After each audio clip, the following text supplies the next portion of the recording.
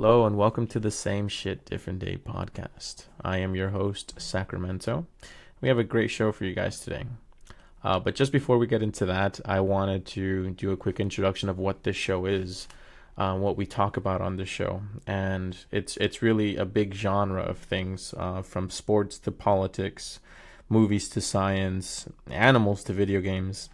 Basically shit we like to talk about on different days. Anyways, I wanted to compare two football clubs, Wrexham FC and Manchester United. Just a quick disclaimer already, if you haven't already seen Welcome to Wrexham, we will be talking about some things from the show.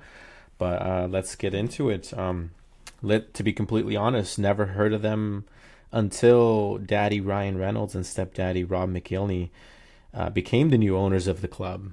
And, that really caught a lot of the attention of the press, people in Wales, and just, the whole world almost of the whole world of football, And with all that attention on these two Hollywood superstars, the main question was, why Wrexham? Why are you choosing a club that, used to have a great, just record of them, and now they've fallen down the pecking order and playing in the National League. And they made it very clear in the shows that their ambitions are to get Wrexham back into the Premier League. And it shows off where Wrexham is as soon as they take over. And it's just, they've been in turmoil for the past years, just going down the pecking order in the league, going from different coach, them not trusting the new owners, and it's the rinse and repeat with Wrexham. They kept having an issue not trusting the owners, losing games, and new coaches, and we see that clearly in the show. They have the last game of the season. They failed to make the playoffs, and they failed to get promotion. And again, with their ambitions, they knew something had to change. They looked at that club and they sacked the coach.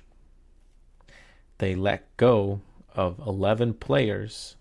And notably, one of the players that they let go had a red card his last game.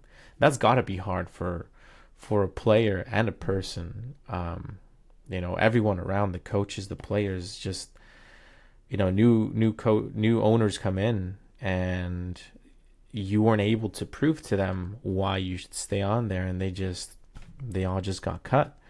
And that's a very intense thing to see, just cameras on you, and it's an incredible documentary, and I highly recommend you watch it. If you've seen All or Nothing on Amazon Prime, all those Juventus, City, Arsenal, Tottenham, this documentary compared to those is miles above. They did such a great job filming everything from point A to point B, A to Z.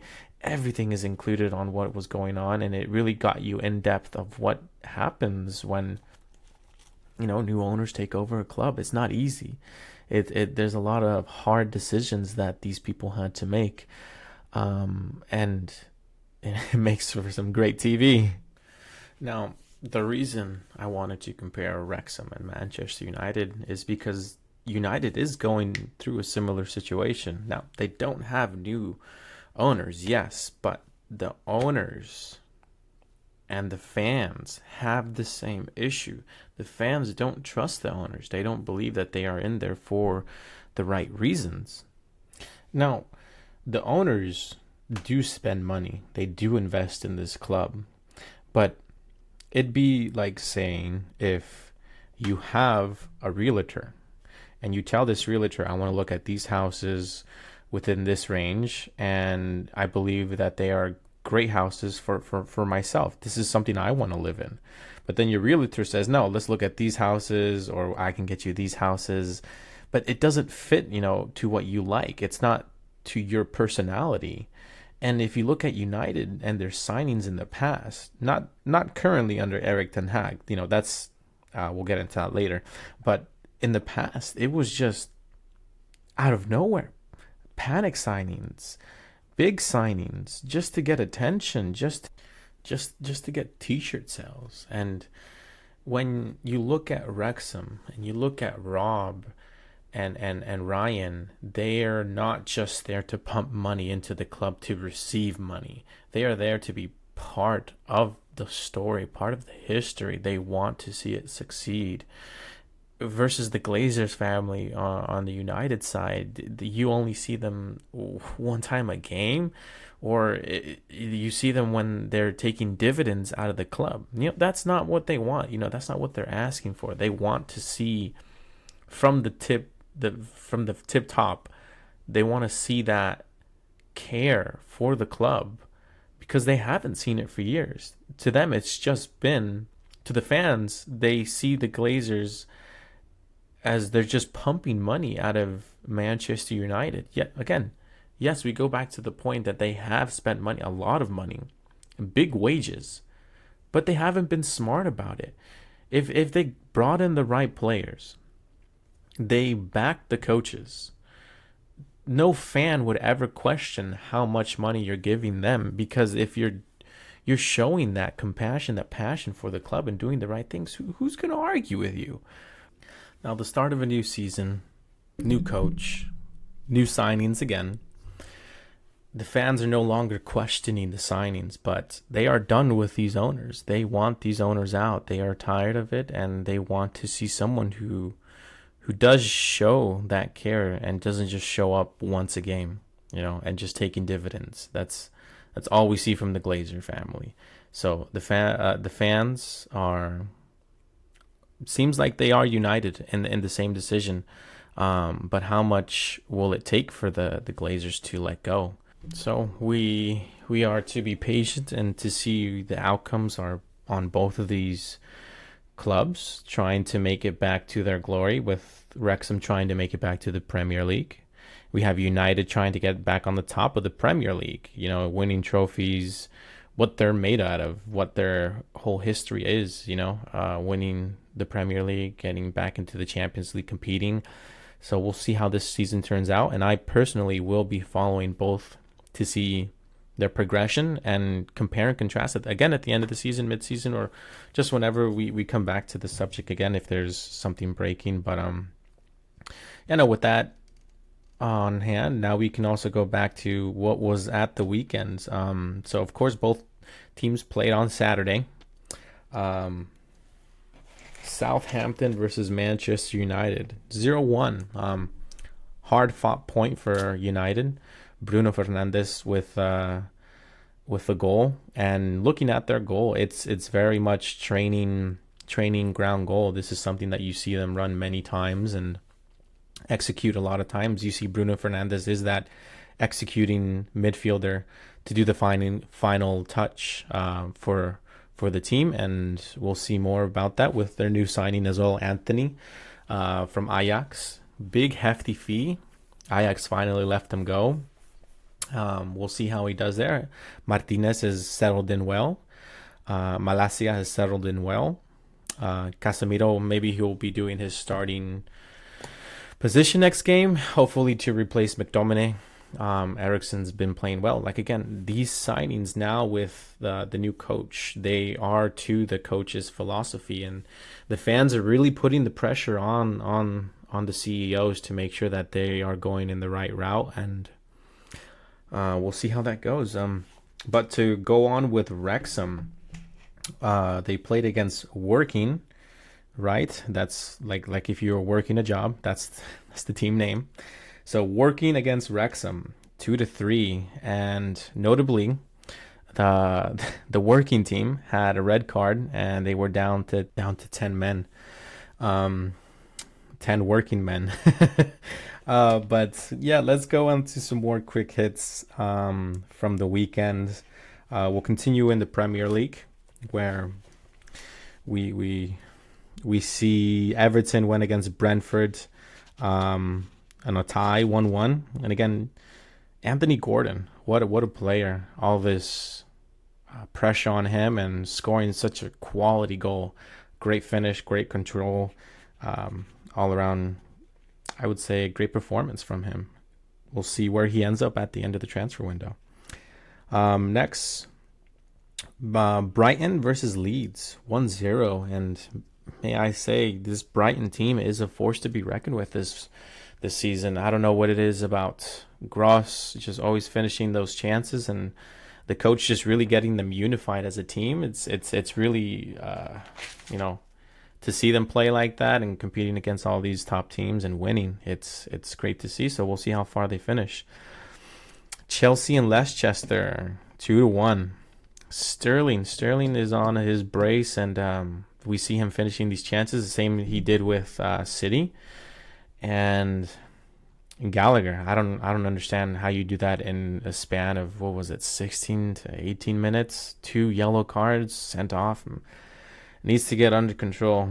He's a great prospect, and hopefully we can see him back on the pitch, level head. Manchester City, Crystal Palace. What a game. 4-2. City came back from 2-0 down. And their player, man of the match, Haaland, his first hat-trick. And what's a hat-trick? Quality all around. You could see on his second one, it was a training ground goal. The passing in the box, the constant pressure, just City just turned it on. They knew what they had to do, and Haaland was their main attack, and what a comeback. Next, we move on to Liverpool and Bournemouth, and what can you really say but just the scoreline, 9-0. Salah got some controversy on him.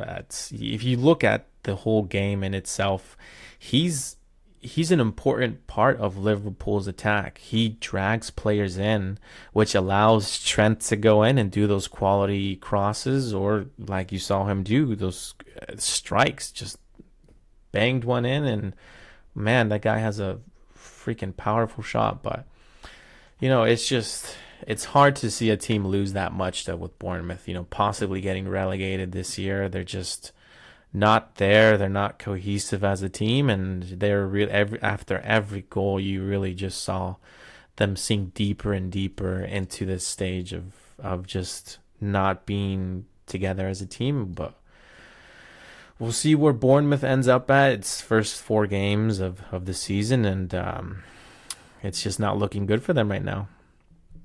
Next, we have Arsenal versus Fulham, and another comeback. Arsenal comeback this time.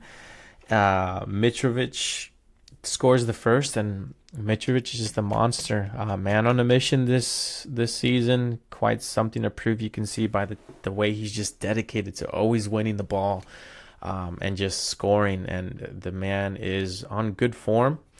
And then Arsenal with Odegaard. Really just the center of their attack and their passing ability is through this man. Just his composure with his goal. Great goal. Just being able to dribble between those players and just getting a shot off quickly. Great goal by Odegaard. Next we have Villa versus West Ham. Just this West Ham win. You can really see that they grunted through that game and went through their just natural basic football instincts and just try to get that win. Finally they scored, so hopefully they can keep that good run. Next we have Wolverhampton and Newcastle. Now I highly recommend you see the highlights for this game just for the goals, because they were 2 screamers. Maximan and Ruben Neves both outside the box, and it just quality strikes from both of them. Nottingham Forest and Tottenham. Another promoted team that spends too much and doesn't focus on what they already have and building on that. They'd just rather buy. And now that they're in the Premier League, to try to survive. But Tottenham with Conte, they just picked them apart. Kane got a brace, and let's see how they move on. But that's it with the Premier League. Let's move over to Serie A. We have Lazio versus Inter. And this is a pretty interesting one because of the goal celebrations. Lazio had great goals, all 3 of their goals. Inter struggled. And Pedri, one of the goal scorers for Lazio, celebrated with an eagle. So if you want to look up some pictures and some video of that, it's very interesting, as well as the goals. But we move on to Juve and Roma. Jose's men, possibly, a sleeping dark horse this season. We'll see how they perform, but Jose seems to really have the whole city's attention and really behind him. So, as some people know, that he used to be the coach for Manchester United, but now that we see him with a club that actually support and back his decisions and really make sure that he is the main man at the club, and his ego as you can always see is helpful, because Roma's doing a good job this season as well as last.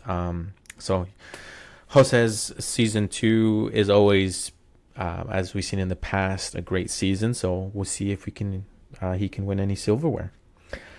Next is AC Milan and Bologna, and AC Milan are playing and looking good. That green kit, I gotta admit, it's a beautiful kit and might win kit of the season for me. But we go off to Ligue 1. And we got PSG versus Monaco. Great game over the weekend. 1-1. Monaco takes the first lead with Volant. Great hold-up play and great strike. And we just see this reoccurring issue with Messi just hitting the post. I've never seen a player hit the post as much as he has, and we usually see him sink them. So it's it's a little hard to see him always hitting the post. But we continue on with Messi's old league, La Liga, and some notable mentions. Real Madrid and Espanyol, 3-1. And Vinicius and Benzema. Wow, what a duo. They're both... every time you look at the score sheet, it's going to be one of them on there. And they had some great goals last night. Late drama. The keeper got a red card for Espanyol. And they've only had 3 substitutes up to that point of the game. So, you would think that they would bring in the backup goalkeeper. But no. The captain decides to put on the gloves and be between the posts. Benzema sinks it in on the bottom right corner, and Real Madrid is on their way to another successful win for their season. Then we move on to Barcelona versus, I hope I get this right, Valladolid. And Barcelona 4-0. Great game from them. A lot of possession. Lewandowski has his brace. Man is on a mission this year. He has a point to prove. He said at the beginning of December that something has died inside of him, and he clearly looks to have reignited it at Barca. And he does have a lot of support, a lot of attacking support with Rafinha and Dembele. And they're both notably right-handed players. They're right-sided players. And looking at this game, the difference of what Xavi is trying to do here is you see Rafinha doing more crosses into Lewandowski. And he's with the poacher he is and the finisher he is, he can head those in, volley them in, whatever he can do. He has that quality. And then you see the quality of Dembele. Dembele likes to dribble in, bring those defenders to him, and then just pass it off or shoot. But if he does pass it off, it's a pass off to Lewandowski. So 2 players on the right side with their end product to be give it to Lewandowski. So we might be seeing a lot of goals from Lewa, and let's see if he outscored this Benzema this year. So they have some great attacks, both Real Madrid and Barca, and maybe a good Clásico this season. So we'll see. But we still have some games today. Atletico Madrid plays today on Monday. So we'll see how that game turns out for them. Then we move on to the Bundesliga. And we had Bayern versus Borussia Mönchengladbach. I hope I said that right. But you see Mane, he scores a goal early in the game, and to me, it looks like he was onside. You can clearly see the Bayern's coach was frustrated with the decision as well. So hopefully Mane can get some justice later in the season from that. But he did not have a good game overall. He had two great chances that were saved from the keeper. Hopefully Mane comes back from this. I think he will. He's a great player. He has a lot of quality at Bayern to help him out. So I'm pretty sure he'll be back on his goal scoring form as well. And then Hertha Berlin versus Dortmund, just a 1-0 win for Dortmund. Usually we see a lot more from them, but they're just falling under their coach and just trying to do their best this season. We'll see if there's anything that they can do with the loss of Haaland. You can see that they're lethal. I mean, their attack is just not as lethal as it was with him there. So we'll see if Dortmund can come back with this. They had their Ajax signing. All prayers go to him. Hopefully he can beat this and come back from it, because we love to see his quality in the Bundesliga and see how he does, because he did great in Ajax last year. So hopefully he can just come back from this and really bring back that form. But that brings us to the end of our roundup for this weekend's games, and some great games. Again, if you want to see some of these highlights, just go onto YouTube and just search the league, and every goal will be on there, and you can have yourself a great time. But if you want us to do another comparison between these two clubs in the future, please send us your questions into the podcast, and we can review them. We can talk about them. If there's a different topic that you want to talk to us about, of course, like I said in the beginning, it's about anything and everything we talk about here on this podcast. It's the same shit, just a different day. So again, I've been your host, Sacramento, and catch you later, guys.